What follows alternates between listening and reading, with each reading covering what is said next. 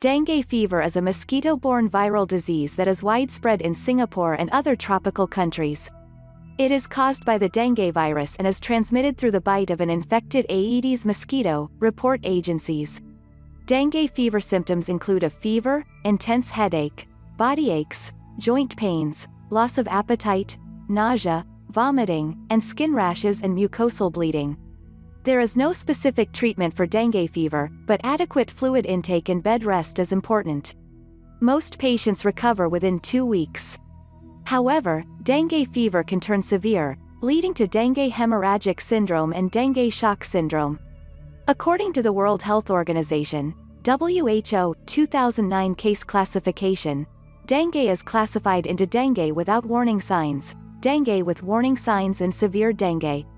It is important to recognize the warning signs such as abdominal pain, persistent vomiting, mucosal bleeding, lethargy, and fluid accumulation, as it may progress to severe dengue. Even dengue patients without warning signs can develop severe dengue. Dengue fever with warning signs and severe dengue require aggressive emergency treatment and hospitalization. The National Environment Agency, NEA, is spearheading the fight against dengue fever in Singapore by raising public awareness about mosquito breeding and destroying existing breeding sites. As an individual, you can play your part in the fight against dengue fever by protecting yourself and your home environment from the Aedes mosquito, says Dr. Chua Ying Ying, consultant, Department of Infectious Diseases, Singapore General Hospital, SGH, a member of the Sing Health Group. How to protect yourself from getting dengue fever. You can protect yourself against dengue fever by taking the following precautions. Protect yourself against mosquito bites.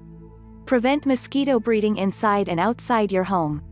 Avoid visiting areas prone to mosquitoes if you live in a neighborhood identified as a dengue cluster *, or if you are visiting a dengue cluster or a mosquito-prone area. Heed the following advice. 1. Apply mosquito repellent, ideally one containing DEET. Apply it to exposed skin and/or clothing, using enough to cover the entire area. Do not apply it under clothing. Do not apply it on cuts, wounds, or irritated skin. Do not apply it near the eyes or mouth, and apply sparingly around ears. When using sprays, never spray directly on the face. Spray it on your hands first and then apply it to your face. Wash your hands afterwards. Do not allow children to handle a repellent. When using it on children, apply it to your own hands first and then put it on the child. Avoid applying it to children's hands. Do not use an insect repellent for infants under 2 months of age. 2. Wear long sleeves and long pants to cover your arms and legs. 3. Use mosquito nets while sleeping. If you or your child gets a rash or any other negative reaction from an insect repellent, wash it off with mild soap and water and stop using the product. Consult a doctor if the condition persists, says Dr. Chua Ying Ying. A dengue cluster is formed when 2 or more dengue cases occur within 14 days and the homes of the dengue victims are within the distance of 150 meters. NEA website. Read on to find out some steps you can take to protect your home from the Aedes mosquito. It's important to prevent mosquitoes from breeding both inside and outside your home. Inside the home, disease-causing mosquitoes commonly breed in ornamental and other containers, plant pot trays and plates, and canvas sheets, plastic sheets. Outside the home, mosquitoes can breed in perimeter drains, gully traps, and discarded containers.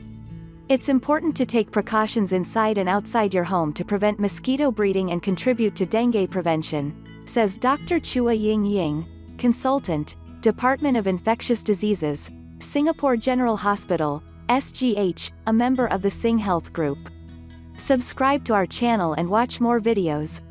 Like us on Facebook for updates.